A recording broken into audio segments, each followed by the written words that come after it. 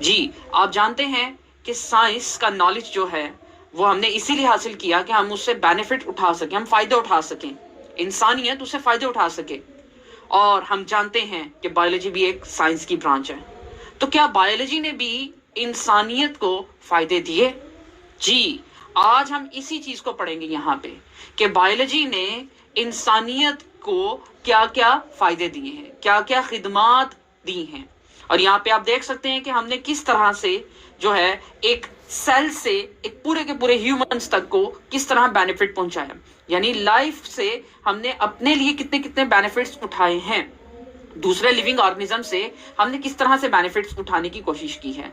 तो हम शुरू करते हैं हमारा लेसन।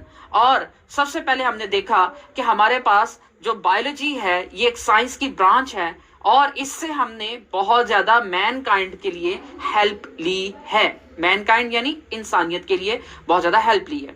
और अगर हम इस पूरे एक बहुत ज्यादा जितनी ज्यादा हमने इनसे हेल्प ले ली है, अगर उसको हम मेजर पॉइंट्स में डिफाइन करें, पूरे एक बहुत ज्यादा जितनी ज्यादा हमने इनसे हेल्प ले ली है, अगर उसको हम मेजर पॉइंट्स में डिफाइन करें तो 3 मेजर पॉइंट्स बनते हैं। तो सबसे पहला जो पॉइंट आता है that is that we have increase the food production. So सबसे पहला पॉइंट है कि हमने फूड की प्रोडक्शन को इंक्रीज किया है। दूसरा, हमने बीमारियों से मुकाबला करना सीख लिया है, कॉम्बैटिंग विद द डिजीजेस। तो सेकंड पॉइंट क्या है? Combating with the diseases. और third very important point that is protecting and conserving the environment. हमने अपने एनवायरनमेंट को कंजर्व करना, प्रोटेक्ट करना, सेव करना बायोलॉजी की मदद से सीख लिया है। तो अगर तो देखें तो यहां पे आपका एक शॉर्ट क्वेश्चन बन सकता है कि what are the 3 main points जो कि हमने मैनकाइंड की सर्विसेज के लिए फ्रॉम द बायोलॉजी गेट किए हैं। तो 3 पॉइंट कौन से हैं? Increasing the food production, in combating the diseases, in protecting and conserving the environment. Yes. अब देखिएगा कि ये तीनों पॉइंट्स जो हैं अब वन बाय वन हम इन डिटेल में इनको स्टडी करेंगे, लेकिन अब हमने इनको 3 लेक्चर्स में ही डिफाइन करना है। पहला लेक्चर आज का हम इसको स्टार्ट कर रहे हैं। इसमें हमारा पहला जो पॉइंट है इंक्रीजिंग द फूड प्रोडक्टिविटी को कैसे इंक्रीज कर सकते हैं, जो कि इंतहाई बहुत ज्यादा इंपॉर्टेंट चीज है जिसके बगैर हमारा गुजारा नहीं है। तो हम देखेंगे वो कौन कौन से एडवांस टेक्निक्स हैं या एडवांस मेथड्स हैं जिनकी मदद से हमने फूड को बेहतर किया है। तो बायोलॉजिकल एडवांसमेंट की मदद से हमने फील्ड ऑफ द फूड और हेल्थ में बहुत ज्यादा चेंजिंग्स लाने की कोशिश की है। देखते हैं इंक्रीजिंग द फूड प्रोडक्शन। जैसे मैंने आपको एक्सप्लेन किया, हमारा जो काम है वो स्टार्ट होगा पहले लेसन से। और पहले लेसन में हमारा जो यहाँ पे पॉइंट आ रहा है जिसमें हमने फर्स्ट पॉइंट एक्सप्लेन करना है that is increasing the food production. तो हम देखते हैं कि जी फूड के सोर्सेज क्या क्या होते हैं हमारे पास। हम जानते हैं कि हमारे पास या तो प्लांट सोर्सेज हैं या फिर एनिमल सोर्सेज हैं। ठीक है जी, तो हम वन बाय वन इनको डिस्कस करते हैं।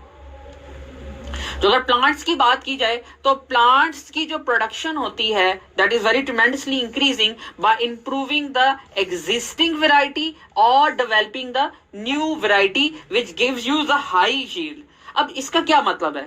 देखें, सबसे पहली बात तो यह है कि हम जानते हैं कि फूड जो है या तो वो हम प्लांट से हासिल करते हैं या फिर वो हम एनिमल से हासिल करते हैं। तो पहले प्लांट्स को डिस्कस कर लेते हैं। तो प्लांट्स में हमने ये कहा कि प्लांट्स जो होते हैं इनके अंदर जो एग्जिस्टिंग वैरायटी है उसको हमने बेहतर किया, उसमें हमने इंप्रूवमेंट की और कुछ ऐसी नई वैरायटीज हमने डेवलप की जो कि बहुत ज्यादा फूड देती थी। अब एग्जिस्टिंग वैरायटी को हम देख लेते हैं। मिसाल के तौर पे आपने आम जुबान में सुना होगा कि ये जी हमारे पास फार्मी चीज है, यानी फार्म से प्रोड्यूस होने वाली है। एक ये चीज है जो देसी चीज है। ठीक है जी।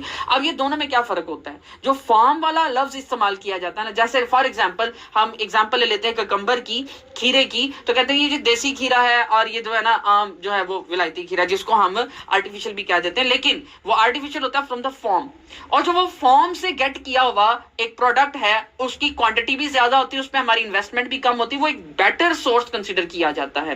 तो ये हमने क्या किया, एग्जिस्टिंग जो हमने वेराइटीज थी उनको बेहतर करने की कोशिश की है।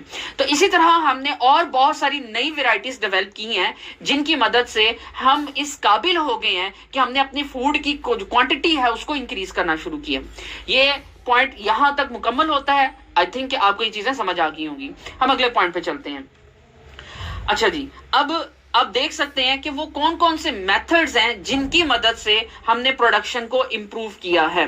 लाइक हम कह सकते हैं कि हमारे पास जो प्रोडक्शन है वो मजीद इंप्रूव हुई है। First of all selective breeding एक मेथड है, दूसरा जेनेटिक इंजीनियरिंग एक मेथड है, तीसरा by the using of fungicides. Fungicides का मतलब होता है फंगस को किल करने वाली, साइड का मतलब होता है टू किल, और इंसेक्टिसाइड्स, और कॉमनली इंसेक्टिसाइड्स में हम पेस्टिसाइड्स का इस्तेमाल करते हैं। ये सारे पॉइंट्स चल रहे हैं, इन सारे पॉइंट्स की हम आगे one by one detail discuss करने की कोशिश करते हैं। तो first of all biological, like फिर उसके बाद हमारे पास बायोलॉजिकल कंट्रोल है, फिर integrated disease management, hydroponic culture technique और पास्चराइजेशन। यू नो कि अब हमें फिलहाल ये जस्ट एक इंट्रोडक्शन है, अब इन पॉइंट्स की वन बाय वन डिटेल आगे देखते हैं। तो सबसे पहला पॉइंट आता है हमारे पास सिलेक्टिव ब्रीडिंग। तो व्हाट इज सिलेक्टिव ब्रीडिंग?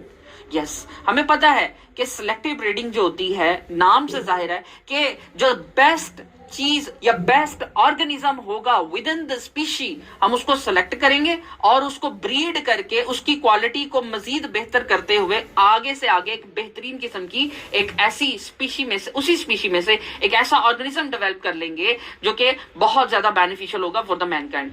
बहुत सारी एग्जांपल्स हैं हमारे पास, one of them is broiler. लेकिन यहाँ पे आप देखते हैं कि जो प्लांट्स और एनिमल्स हैं, जो प्लांट्स और एनिमल्स को ब्रीड करने वाले ब्रीडर्स होते हैं, उन्होंने डेवलप किया है with the help of selective breeding. क्या डेवलप किया है?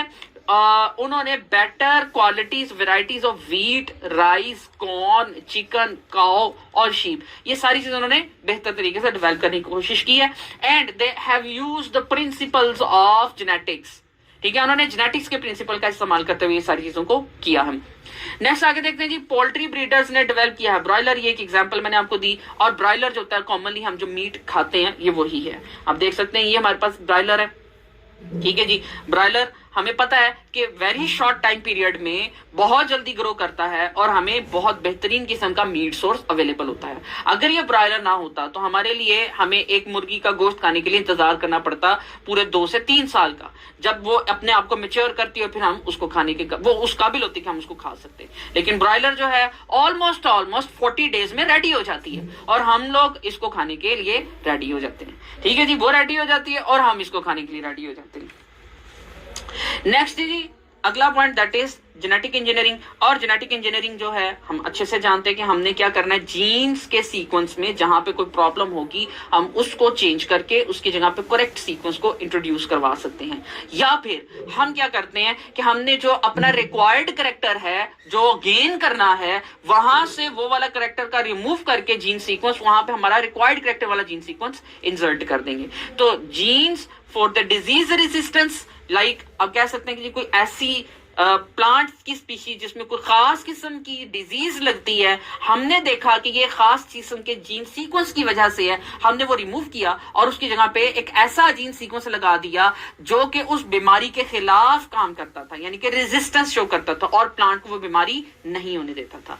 तो हमने क्या किया, ऐसे जीन्स की स्टडी की और जीन्स रेजिस्टेंस जो हमारे पास एक डिजायर्ड कैरेक्टरिस्टिक्स वाले प्लांट्स थे उनको इंट्रोड्यूस करवा दिया।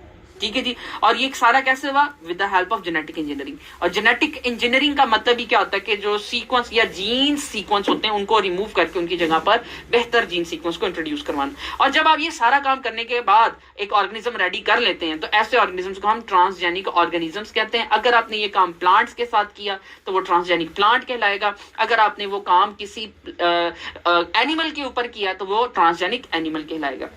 तो ट्रांसजेनिक 2 वर्ड्स हैं, trans mean change, genic mean genetic sequence. तो आपने उसका जेनेटिक सीक्वेंस अपनी मर्जी के मुताबिक ऑल्टर कर लिया और उसको बेहतर वे में आके लेके चलना शुरू कर दिया। ठीक है जी, और फिर उसके बाद क्या होता है, अब हम चाहते हैं कि जो पुरानी स्पीशी है वो खत्म हो जाए और जो ट्रांसजेनिक प्लांट हमने बनाया उसी को आगे हम प्रोपोगेट करें, यानी आगे बढ़ाएं। तो उसको बढ़ाने के लिए हम उसकी क्या करते हैं, क्लोनिंग।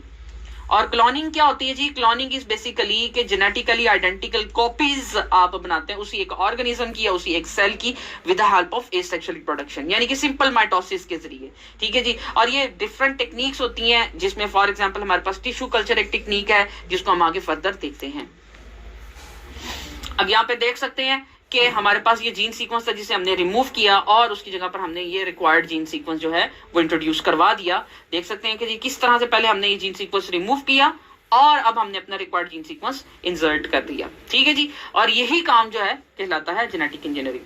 अच्छा जी, अब आप ये देख सकते हैं हमने यहाँ पे ट्रांसजेनिक और वाइल्ड टाइप होती जो कॉमनली वाइल्डली ग्रो करती थी, हमने उसके अंदर चेंजिंग्स करके उसको ट्रांसजेनिक में कन्वर्ट किया और उसकी देखिए ग्रोथ कितनी बेहतर हो रही है। इसी तरह से ये देख सकते हैं ये ट्रांसजेनिक या जेनिक में कन्वर्ट किया और उसकी देखिए ग्रोथ कितनी बेहतर हो रही है। इसी तरह से ये देख सकते हैं ये ट्रांसजेनिक है और ये वाइल्ड टाइप है और हमने दोनों को किस तरह से बेहतर अंदाज में चेंज किया। क्लोनिंग क्या होती है? एग्जैक्ट कॉपी का प्रिपेयर होना, ये हमने देख लिया। देन इसके बाद टिश्यू कल्चर का नाम लिया था, अब हम उसको डिस्कस कर लेते हैं। What is tissue culture technique?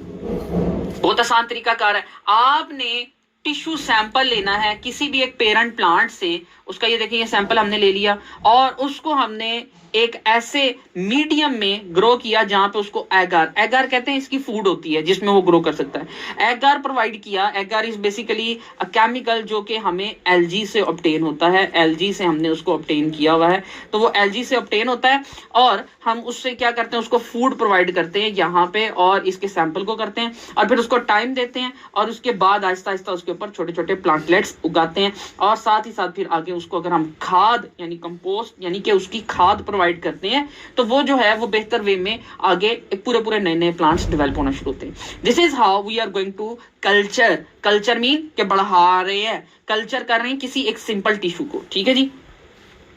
अच्छा, अब यहाँ पे हमारा ये लेसन अभी फिलहाल हम कंप्लीट करते हैं टिश्यू कल्चर तक और नेक्स्ट जो है हम आगे अगले लेसन में कंटिन्यू करते हैं।